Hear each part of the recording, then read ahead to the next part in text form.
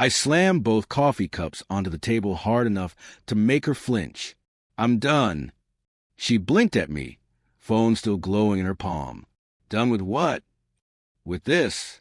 With trying. With being the only person in this marriage who gives a damn." The morning light cut across the kitchen, catching her wedding ring. A scratch ran along the gold band. Small, fresh, something I'd never seen before. My stomach twisted. "You're being dramatic," she said, fingers already drifting toward her screen again. 5 rejections. 7 days. I counted them like a prisoner marking walls. Tuesday morning, I'd wrapped my arms around her waist while she brushed her teeth. She'd gone rigid, shoulders climbing toward her ears. "I'm late for work," she'd mumbled through phone, twisting away before I could kiss her neck. Wednesday evening. I'd reached for her hand during the movie. Her fingers stayed limp in mine for maybe 30 seconds before she pulled away, scrolling through messages about people I'd never met, problems I wasn't allowed to help solve. Thursday, I tried to kiss her goodbye. She'd turned her head, offering a cheek and a distracted pat on my chest. The door closed behind her before I could say I loved her. Friday, I'd walked into our bedroom and watched her entire body tense. She'd invented an excuse: laundry, a phone call, dinner prep. Anything to leave the room I just entered. This morning, I brought coffee to bed. 3 years of marriage, and she'd always smiled at the gesture. Today, she'd wrinkled her nose. "I'm not really a morning person anymore," she'd said, not meeting my eyes. Her thumb moved across her phone screen in practice swipes. The coffee had gone cold in my hands. "You're overreacting," she said now, finally setting the phone down. "We have errands today. The couch needs moving, remember? And we need to—" "No." "What?" "We don't need to do anything." I grabbed my keys from the counter. "You need to move a couch. You need to run errands. I need to not be here." "Where are you going?" I opened the front door. Cool air rushed in, clearing my head. Somewhere I don't have to beg my own wife to acknowledge I exist. That's not fair. I turned. She stood in the kitchen doorway, arms crossed, jaw tight, beautiful and distant, like a painting behind glass. "Fair." The word came out sharp. "When was the last time you kissed me?" "Not a peck. A real kiss." Silence. "When was the last time you touched me first? When was the last time you saw me walk to the door and actually seem happy about it?" She opened her mouth, closed it. Her gaze dropped to the floor. "You can't remember," I said. "Neither can I. And I'm tired of being the only one who notices. You're punishing me because I didn't want coffee. I'm freeing you." The words settled something in my chest. "You've been asking me to leave you alone for weeks, months. Every time I reached for you, you pulled away. Every time I tried to connect, you found an excuse. So, congratulations. You finally got what you wanted. I never said. You didn't have to." I walked out. My car started on the first try, and I drove without destination, windows down, radio off. The tightness in my throat loosened with every mile. For the first time in months, I wasn't thinking about what I'd done wrong. I wasn't planning my next attempt to make her smile. I wasn't wondering if I was enough. I was breathing, and it felt like power. I spent the day driving through neighborhoods I didn't recognize, thinking about what I wanted, not from her, from myself. To feel desired, to feel valued, to wake up without wondering if today would be the day she finally looked at me the way she used to. By the time I pulled into our driveway, the sun hung low and orange. I'd made a list in my head. Simple rules. No initiating contact. No begging for attention. No reaching out first. She'd cooked my favorite meal. The smell hit me when I opened the door. Garlic, tomatoes, basil. She stood at the stove, wooden spoon in hand, eyes cautious. I walked past her, sat at the table instead of beside the counter, where I usually hovered while she cooked. The distance felt deliberate, necessary. "How was your day?" Her voice carried an edge of nervousness. "Fine. Just fine." "Yeah."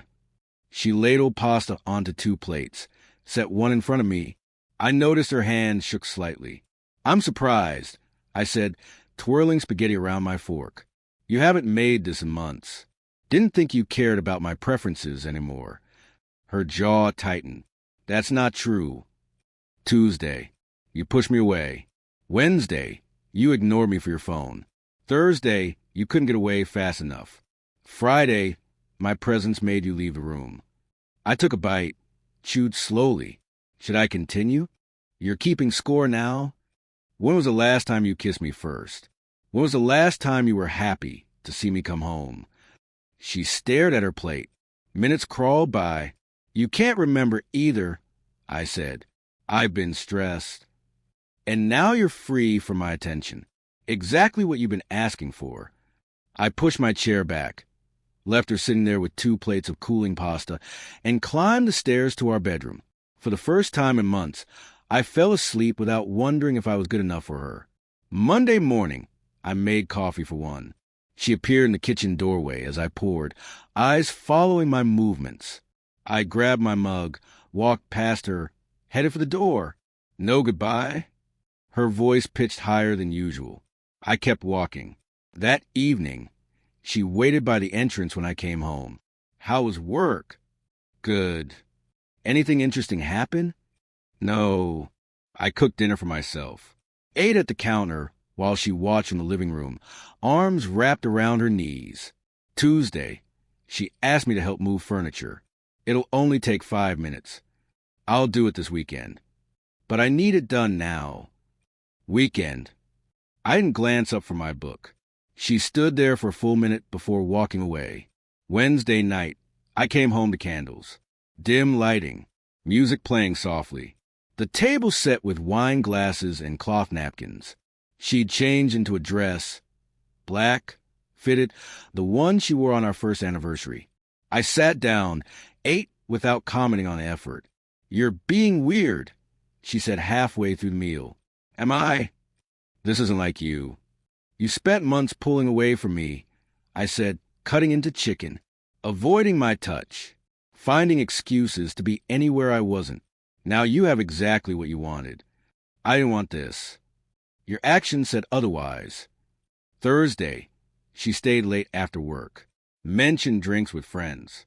I nodded, returned to my laptop. Friday, she wore my favorite dress.